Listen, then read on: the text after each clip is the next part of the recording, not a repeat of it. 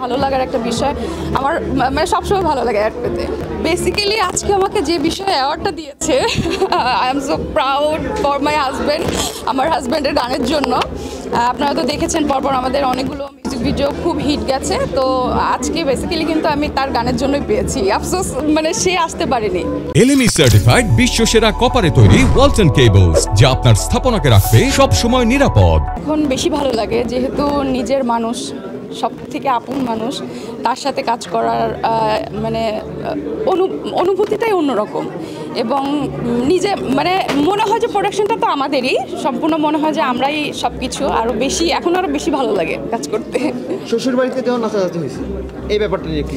শ্বশুর বাড়ি না, ওটা আমার বাপের বাড়ি, আমার জামাই শ্বশুর বাড়ি। হ্যাঁ, ও বেসিক্যালি হচ্ছে এটা আমাদের একদম দাদার বাড়িতে ছিল।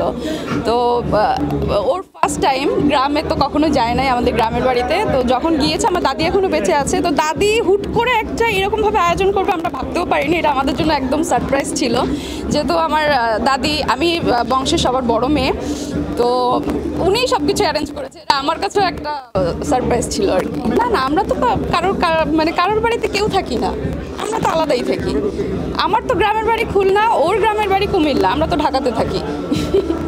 দেশের বাহিরে শ্যুট করতে বরাবর সবসময় ভালো লাগে, আর খুব মানে স্বচ্ছভাবে শুটিং করা যায়, কোনো ক্রাউড থাকে না, কোনো শুটিংয়ে কেউ যে এসে ডিস্টার্ব করা বা কেউ এসে ছবি তোলা, বাংলাদেশে শুটিং করা অনেক প্যারা, বাট দেশের বাইরে আসলে শুটিং করতে অনেক বেশি ভালো লাগে। আর যেহেতু নিজেদের প্রোডাকশন, আর আমি যেহেতু ফিল্মের, আমার সবসময় এটাই টার্গেট থাকে যে আমি যখন একটা গান করব ডেফিনেটলি সেটা খুব বিগ অ্যারেঞ্জমেন্ট হতে হবে এবং নাচের গান ডেফিনেটলি হতে হবে, যেহেতু আমি একজন নাচের মেয়ে।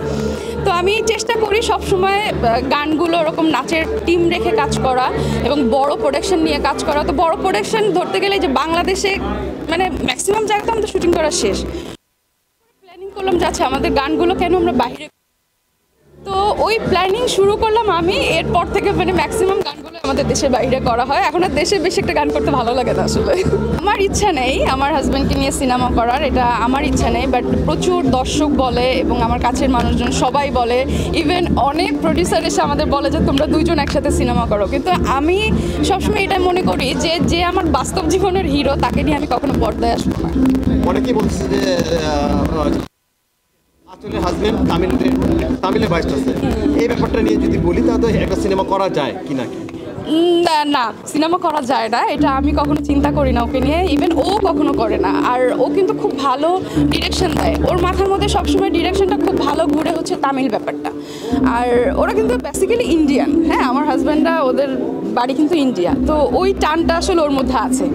আর ও সবসময় কাজের মধ্যে ব্যস্ত থাকতে পছন্দ করে। ডিরেকশনের দিকটা ও সবসময় মনে করে যে তামিল থেকে কিছু আমাদের মাতাল গানটা আপনারা অবশ্যই দেখেছেন, মাতাল গানের কিন্তু ও তামিল থেকেই করার চেষ্টা করেছে, তো ডিফারেন্ট একটা লুক দিয়েছে আমাকে। তো অনেক সুন্দর, এত দ্রুত এবং এত বেশি ভালোবাসা পাবো সাইকেল গান থেকে, এটা আমাদের আসলে প্রত্যাশা ছিল না, বাট গানটা একটা টার্গেট সং ছিল।